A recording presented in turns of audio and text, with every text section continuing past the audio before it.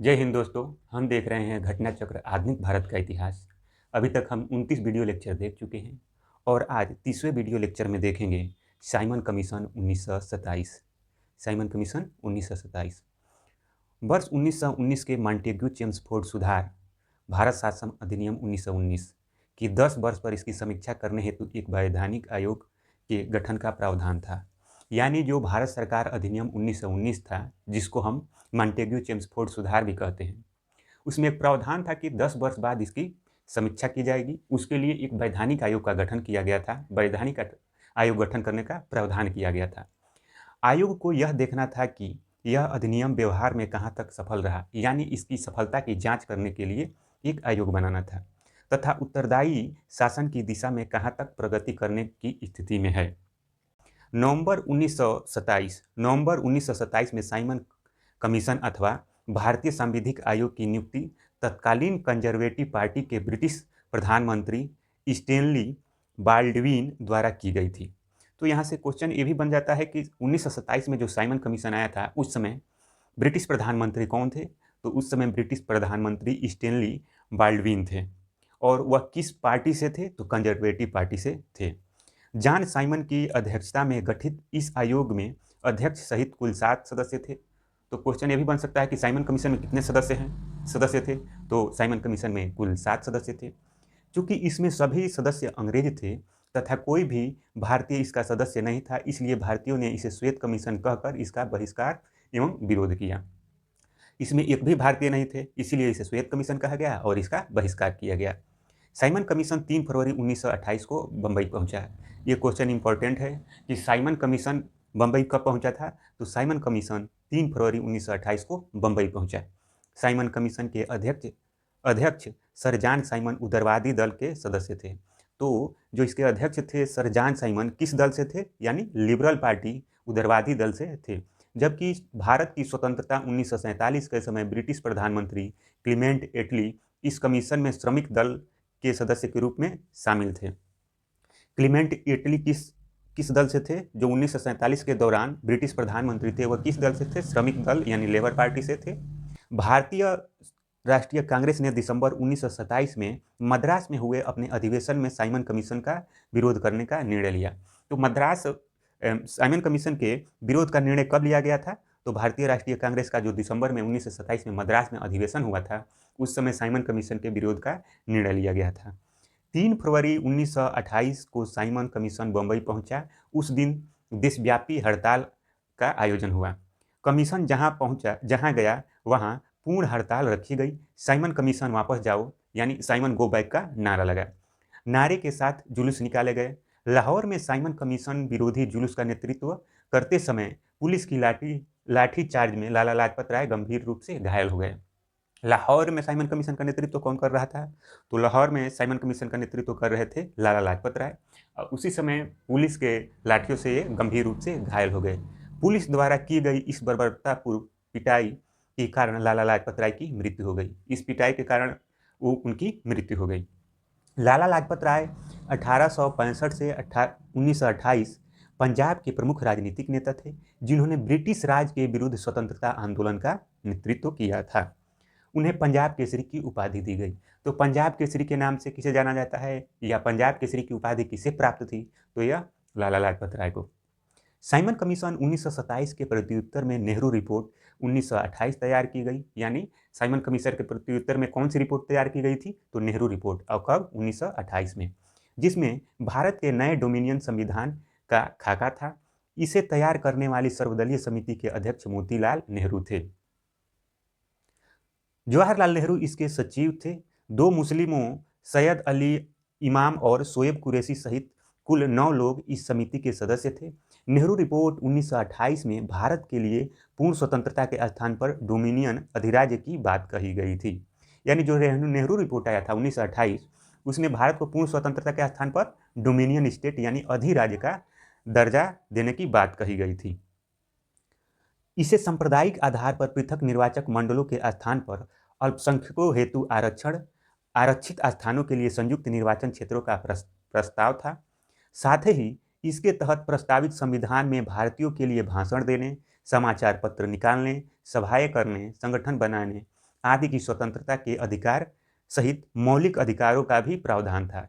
तो यहाँ पे ध्यान देना है कि इसमें मौलिक अधिकारों का भी प्रावधान था। वर्ष 1928 में इंडिपेंडेंस फॉर इंडिया लीग का गठन जवाहरलाल नेहरू ने किया था। प्रश्न बन सकता है कि इंडिपेंडेंस फॉर इंडिया लीग की स्थापना या गठन किसने किया था? तो जवाहरलाल नेहरू तथा सुभाष चंद्र बोस ने मिलकर किया था। तो इंडिपेंडेंस फॉर इंडिया लीग की स्थापना या गठन किसने किया था? तो जवाहरलाल नेहरू और सुभाष चंद्र बोस ने मिलकर किया था। इस लीग का उद्देश्य डोमिनियन स्टेट के आगे पूर्ण स्वतंत्रता की मांग को मुखर करना था। अब देखते हैं प्रश्न संख्या 1 है इसमें। प्रश्न संख्या 1 है, साइमन कमीशन भारत कब आया था? तो 1928 में साइमन कमीशन फरवरी महीने में आया था। यानी ये कब आया था? 3 फरवरी को आया था, बंबई पहुंचा था। 1919 के मॉन्टेग्यू चेम्सफोर्ड सुधार में 10 वर्ष पर इसकी समीक्षा हेतु वैधानिक आयोग संविधिक आयोग के गठन का प्रावधान था। आयोग को यह देखना था कि यह अधिनियम व्यवहार में कहाँ तक सफल रहा है, यानी 1919 का जो अधिनियम है वह कहाँ तक सफल है, इसके उत्तरदायी शासन की दिशा में कहाँ तक प्रगति करने की स्थिति में है। किंतु ब्रिटेन के कंजर्वेटिव सरकार ने इसकी समीक्षा हेतु 2 वर्ष पूर्व ही, यानी 1929 में बनाना था, ये 2 वर्ष पूर्व ही 1927 में साइमन कमीशन की नियुक्ति कर दी। जॉन साइमन इसकी अध्यक्षता में गठित इस आयोग के अध्यक्ष थे और इसमें कुल 7 सदस्य थे। चूंकि इसमें सभी सदस्य अंग्रेज थे, कोई भी भारतीय सदस्य नहीं था, इसलिए भारतीयों ने इसे श्वेत कमीशन कहकर पुकारा और इसका बहिष्कार एवं विरोध किया। साइमन कमीशन 3 फरवरी 1928 को बंबई पहुंचा। कब पहुंचा था बंबई? 3 फरवरी 1928 को बंबई पहुंचा था। प्रश्न संख्या 2 है, साइमन कमीशन के आने के विरुद्ध भारतीय जन आंदोलन क्यों हुआ था? यानी भारतीयों ने साइमन कमीशन का विरोध क्यों किया था? तो इसमें कोई भी भारतीय सदस्य नहीं था, इसलिए साइमन कमीशन का विरोध किया गया था। साइमन कमीशन में कोई भी भारतीय सदस्य नहीं था, इसलिए साइमन कमीशन का विरोध किया गया था। प्रश्न संख्या 3 है, साइमन आयोग की नियुक्ति किया गया था। तो कब किया गया था साइमन आयोग की नियुक्ति? 1927 में किया गया था। प्रश्न संख्या 4 है, वर्ष 1928 में साइमन कमीशन भारत में किस उद्देश्य से आया था? तो प्रशासनिक सुधार पर विचार करने के लिए। 1919 का जो भारत शासन अधिनियम आया था, जिसे मॉन्टेग्यू चेम्सफोर्ड सुधार भी कहते हैं, उसी में प्रावधान था कि जो 1919 का जो संवैधानिक सुधार है, इसकी जांच के लिए एक आयोग बनाया गया, बनाने का प्रावधान था। उसी प्रावधान के तहत साइमन कमीशन आया था। अगला प्रश्न है, भारतीयों ने साइमन कमीशन का बहिष्कार किया था। क्यों किया था?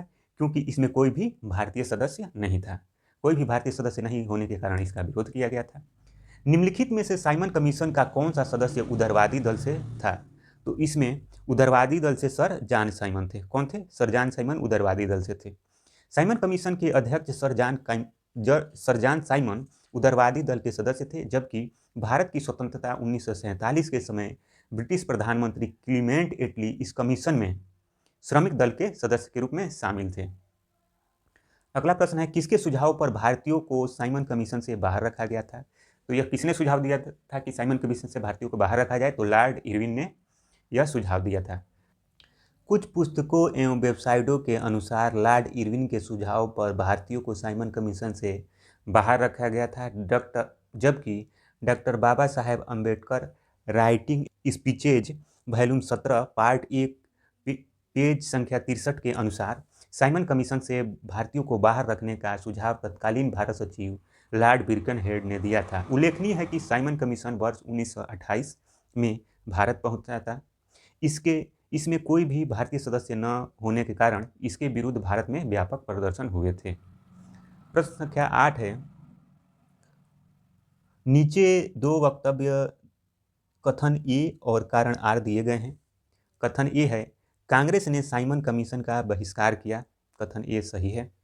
साइमन आयोग में एक भी सदस्य भारतीय नहीं था, तो कारण भी सही है। कथन का कारण भी सही है, क्योंकि साइमन कमीशन में कोई भी भारतीय सदस्य नहीं था, इसीलिए उसका विरोध किया गया था और व्याख्या भी कर रहा है, तो ऑप्शन ए सही हो जाएगा यहाँ पे। प्रश्नगत कथन और कारण दोनों सही है तथा कारण कथन का सही व्याख्या कर रहा है। अगला प्रश्न है यहाँ पे, निम्नलिखित कथनों में से कौन साइमन कमीशन के संबंध में सही है? कथनों के नीचे दिए गए कूट से सही उत्तर का चयन करना है। उसकी नियुक्ति 1919 के एक्ट के क्रियान्वयन की पूछताछ के लिए की गई थी। पहला कथन यहाँ पे सही है। इसके अध्यक्ष सर जॉन साइमन थे, ये भी सही है। इसमें संघीय प्रकार की सरकार के लिए स्तुति की गई थी, ये भी कथन क्या है? सही है यहाँ पे। भारतीय नेताओं ने इसका विरोध किया, ये भी कथन यहाँ चारों सही है यहाँ पे। तो उपयुक्त में से चारों सही, ऑप्शन डी सही हो जाएगा यहाँ पे। व्याख्या देख लेते हैं। भारत सरकार अधिनियम 1919 के प्रावधान के अनुसार अधिनियम के पारित होने के 10 वर्ष पर एक वैधानिक कमीशन की नियुक्ति की जानी थी, जिसे 10 वर्ष 1919 के अधिनियम के कार्य संचालन की जांच पड़ताल करनी थी और आवश्यक होने पर भावी सुधारों को प्रस्तावित करना था। इसी उद्देश्य से नवंबर 1927 में साइमन कमीशन का गठन किया गया था। साइमन कमीशन में ब्रिटिश संसद के 7 सदस्य थे। सर जॉन साइमन कमीशन के अध्यक्ष बनाए गए तथा इस कमीशन में कोई भी भारतीय सदस्य नहीं था। फलस्वरूप भारतीय नेताओं द्वारा इसके विरोध का निर्णय लिया गया। साइमन आयोग का प्रस्ताव था कि केंद्रीय विधानमंडल को पुनर्गठित किया जाए, जिसमें एक इकाई की भावना को छोड़कर संघीय भावना हो। इसके सदस्य परोक्ष पद्धति से प्रांतीय विधानमंडलों द्वारा चुने जाएं। 3 फरवरी 1928 को जिस दिन साइमन कमीशन बम्बई पहुंचा, उस दिन देशव्यापी हड़ताल, यानी देश भर में हड़ताल हुआ था उस दिन। कमीशन जहाँ कहीं भी गया वहाँ पूर्ण हड़ताल रखी गई तथा साइमन वापस जाओ के नारों के साथ जुलूस निकाले गए। प्रश्न संख्या 10 है यहाँ पे। साइमन कमीशन की सिफारिशों के संदर्भ में निम्नलिखित में से कौन सा कथन सही है? तो इसमें पहला कथन सही है। इसमें प्रांतों में दैध शासन को उत्तरदायी सरकार द्वारा प्रतिस्थापित करने की संस्तुति थी। पहला कथन यहाँ पे सही हो जाएगा। प्रसंगत विकल्पों में साइमन कमीशन ने प्रांतीय क्षेत्र में दैध शासन को प्रतिस्थापित कर वहां उत्तरदायी सरकार गठन करने की संस्तुति की थी। अन्य विकल्पों के कथन साइमन कमीशन की सिफारिशों के संदर्भ में सही नहीं है।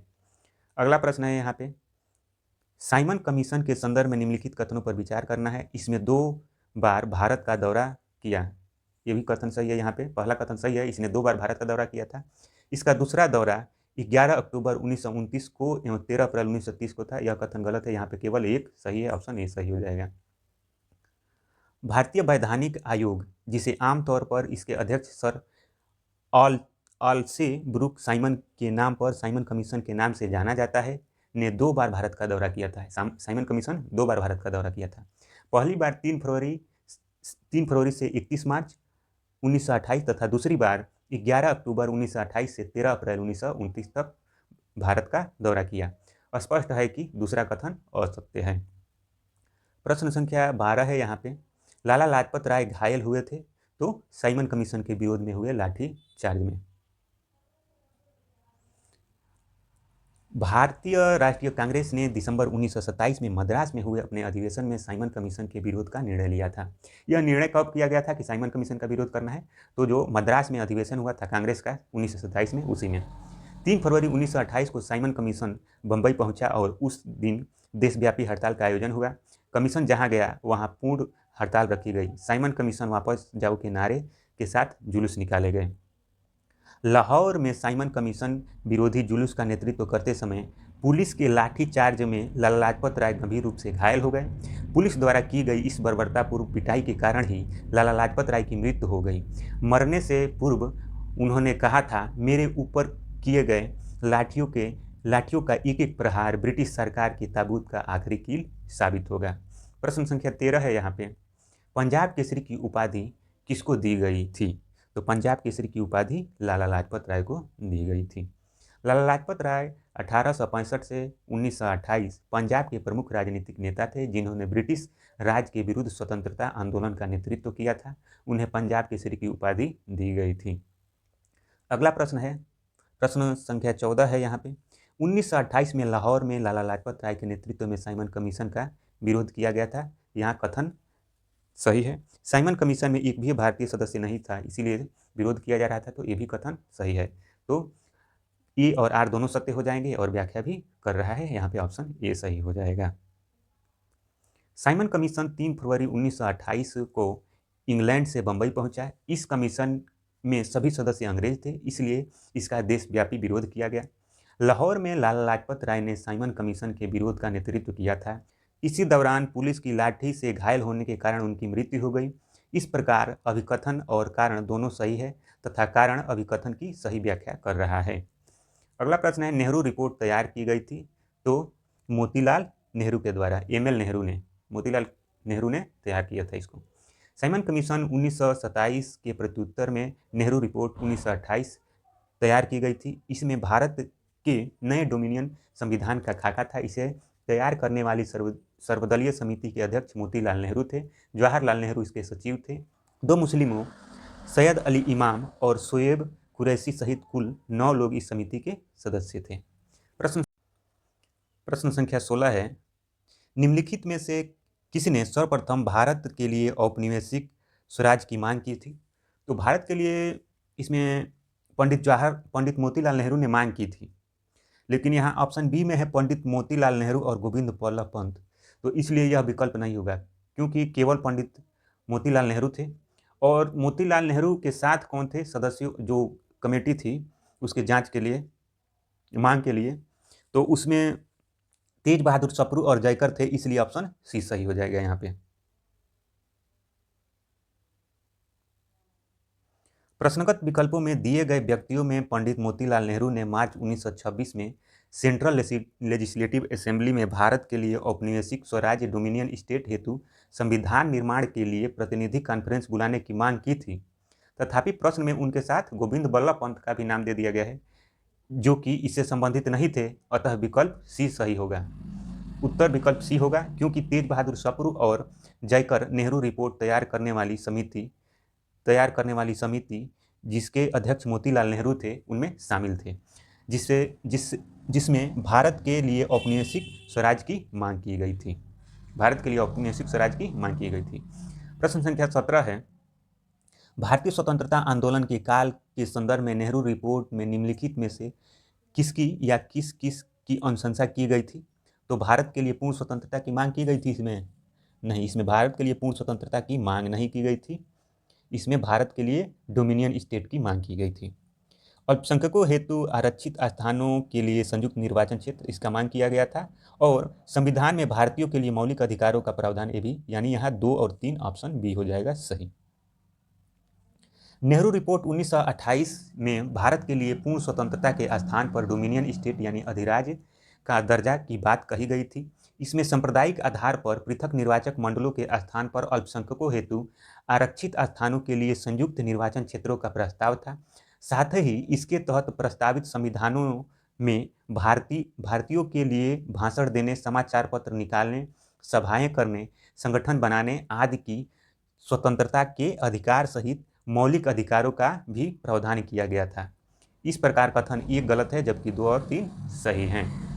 प्रश्न संख्या 18 है यहाँ पे, निम्न में से कौन 1928 में इंडिपेंडेंस फॉर इंडिया लीग के गठन से संबंधित थे? तो जवाहरलाल नेहरू और सुभाष चंद्र बोस इससे संबंधित थे। ऑप्शन यहाँ 1 और 2 हो जाएगा, तो ऑप्शन सी में है 1 और 2, ऑप्शन सी सही हो जाएगा। वर्ष 1928 में इंडिपेंडेंस फॉर इंडिया लीग का गठन जवाहरलाल नेहरू तथा सुभाष चंद्र बोस ने मिलकर किया था। इस लीग का उद्देश्य डोमिनियन स्टेट से आगे पूर्ण स्वतंत्रता की मांग को मुखर करना था।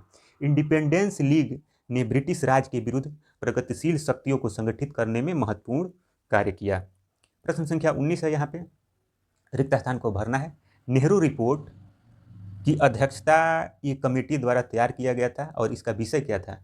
तो नेहरू रिपोर्ट मोतीलाल नेहरू की अध्यक्षता में एक कमेटी द्वारा तैयार किया गया था तथा इसका विषय क्या था? तो इसका विषय था भारत में संवैधानिक व्यवस्था, यानी नेहरू रिपोर्ट मोतीलाल की अध्यक्षता में तैयार किया गया था और विषय था भारत में संवैधानिक व्यवस्थाएं।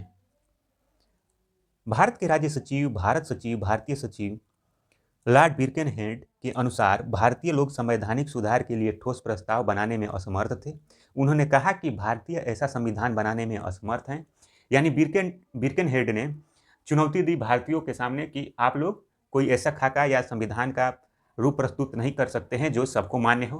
तो इस चुनौती को मानते हुए भारतीयों ने बेड़ा उठाया कि हम एक संविधान का खाका प्रस्तुत करेंगे, और जिसकी अध्यक्षता किसने की थी? मोतीलाल नेहरू ने, जिसको सभी भारतीयों का व्यापक राजनीतिक समर्थन प्राप्त हो। यानी उन्होंने चुनौती थी कि आप लोग ऐसा कोई मसौदा नहीं तैयार कर सकते जिसे सभी भारतीय राजनीतिक समर्थन करें। इस चुनौती को भारतीयों द्वारा स्वीकार किया गया और एक योजना को अंतिम रूप देने के लिए फरवरी, मई और अगस्त 1928 में सर्वदलीय अधिवेशन आयोजित किए गए।